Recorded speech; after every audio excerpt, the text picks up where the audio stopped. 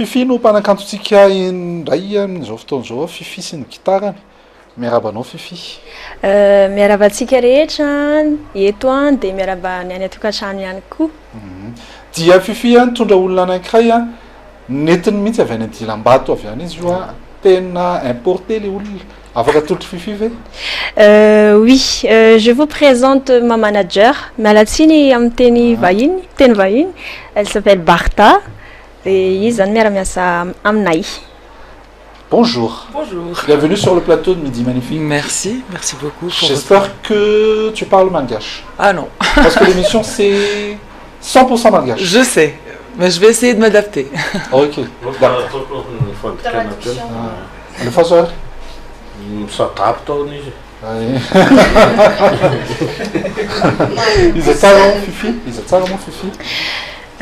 Fifi voalanomboka voaingana aloha zany tena hoe tanatin'ny sehatry mozika hoe nanderery. Fefa nihira tao anatina groupe taloha dia efa nanao an'ilay fifananana tamin'ny télé reny ihany koa.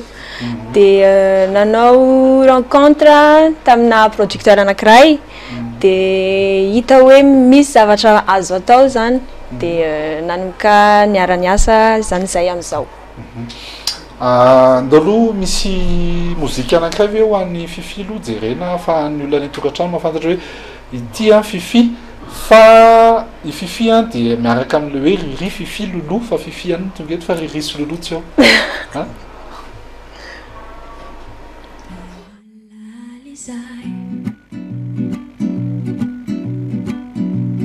Maagaga ny mijery Rahuluna marube eni andalana miudi na misangudi panina ela sikiala amizai zarutin jotini amsisidikani mitadi zaie faita Dea azwi zaiefa ananana du fanya idereve panaovana muzika svitendre kunti gitara ni hira kuni tunjai anya la vijani mgaduna itiava quasi atov zemeti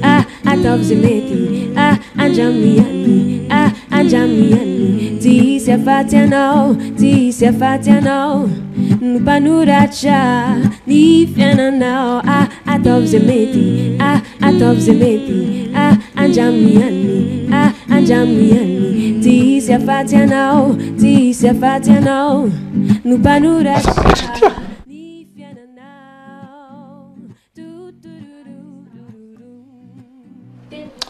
Iza no mamorona ny hiranao? Zaho ihany mamorona ny feony akoustique ohatry foana? Amin'izao aloha satria ny asanay zany ahoana moa zany mbola en progression dia miara-miasa amina mpitendry hafa dia fa amin'izao aloha acoustique ihany. Barta, je vais te laisser parler quand même parce que ça fait un peu bizarre. Oui, d'être là. Même si tu parles pas malgache, je vais essayer de me débrouiller. Ok. Qu'est-ce qui fait le déclic à travailler avec Fifi? Le déclic, c'est son talent, c'est sa voix magistrale qu'on a découvert par hasard. Et on a décidé de la produire via Nocilab, qui est une boîte de production qui est installée à Nocibé, qui produit entre autres d'autres musiciens de Nocibé. Et pour nous, Fifi, ce sera vraiment l'artiste phare de Nocibé. Et en fait, Nocilab, elle est dirigée par un grand musicien qui est né à Madagascar, qui est parti faire une grande carrière en Europe. Et là, il est revenu pour pousser des artistes malgaches et les aider à développer leurs projets. Et c'est comme ça qu'on a rencontré Fifi. On a écouté sa voix et on a tout de suite accroché et l'aventure a commencé comme ça. C'est quoi le projet alors pour Fifi avec Nocilab? Alors le projet, ça va être un développement d'un album.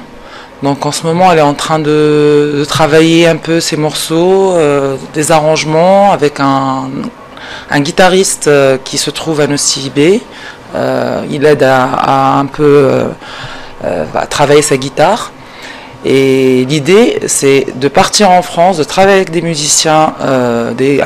La formation va être guitare solo, basse et percussion, avec la voix de Fifi. Il y aura des featuring forcément, il y aura forcément aussi du piano, mais tout ça, ça sera en featuring.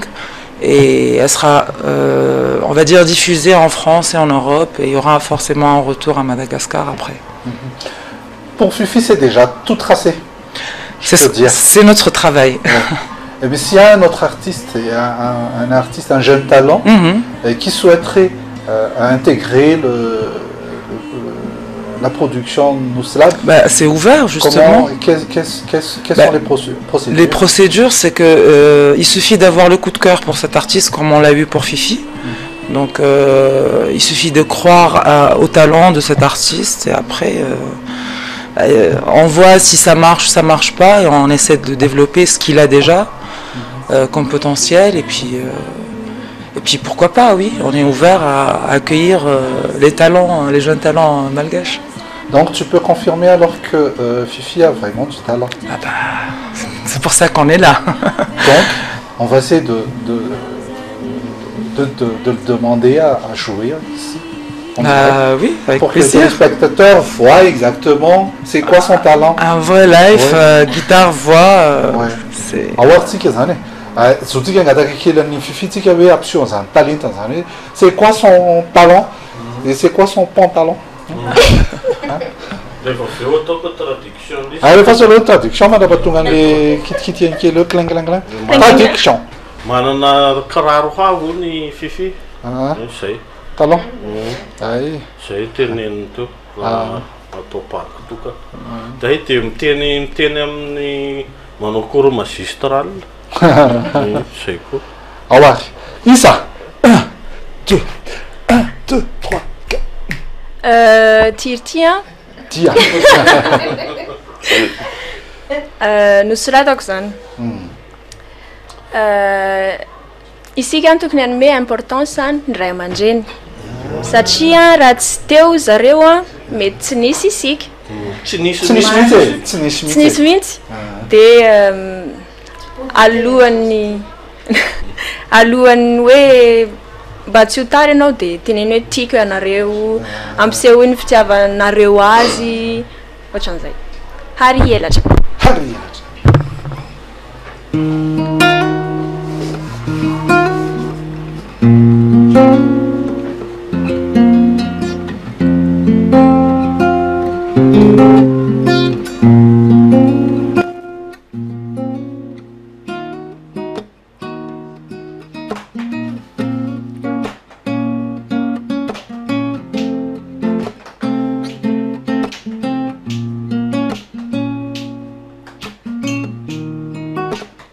Ari elacha la ivurunke la sanandao la chanu fundenani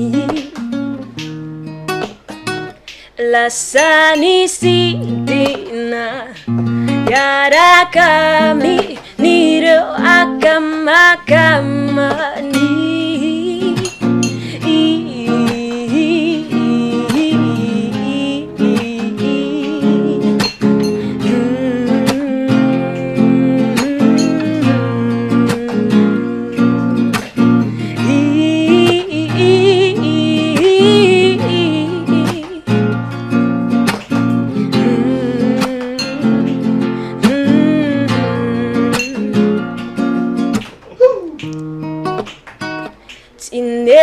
Chafa we ni tumani papa si mama ni lauzani fubuntum janumas ala el mavesacha ni lauzani latina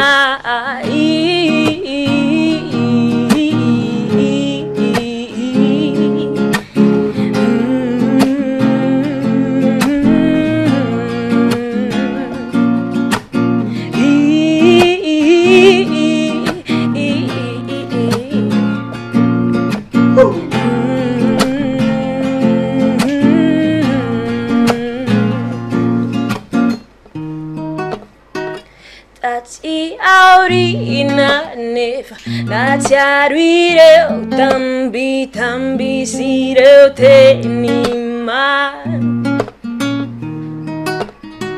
tsy ahitintsony ilay elatry mama ny aro sy namelonay ay mafaitra loatry zany hoe irery tsisy piay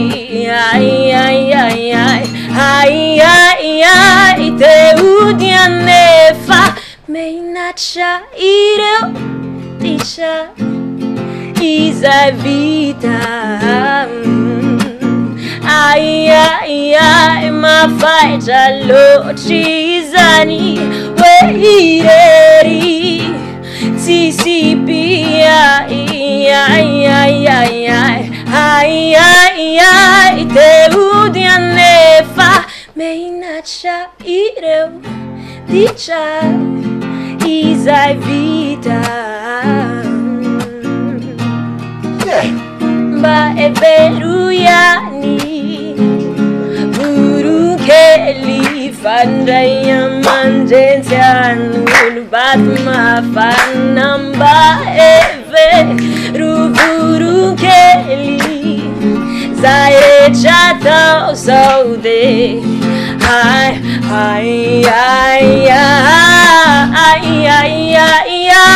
mafaitra loatry zany hoe irery tsisy piay teody anefa meinatra ireo mivantana eto amin'ny midi magnifique ary elatra ny lohateniny iriny raha atao amin'ny teny soratra masina izy dia lay zanakadalo no natao amin'ilay hira satria dia naditra izy dia nandeha dia avy eo izy dia miverina menatra izy nefa miverina fa raha miverina nefa izy dia menakapa sy nodiovina tanteraka tsy zay le tantara rovina ianao no mihetsika izany hetsika mety hoe hetsika antsehatra atao eto Antananarivo. Ny akaiky indrindra zao rapitso mandritra ny fête de la musique. Fête ny mozika. Fête ny mozika any amin'ny Alliance Ndavamamba. Ndavamamba. Any zany tsika rehetra mahita amin'ny fifi ny rampitso moa izy? Rapitso? Amiraika hatramin'ny 10. Amiraika hatramin'ny 10 etsy amin'ny Alliance Française Ndavamamba. Zay ihany koa no ivadiantsika amin'ny zapine anankiray. Merci d'être passé, merci d'être venu sur Radio Magnifique. Sûrement il y aura encore un autre jour pour en parler un peu plus en détail des activités de nos syllabes. Avec grand plaisir. Merci. Cette fois-ci, ce sera à Nosibé.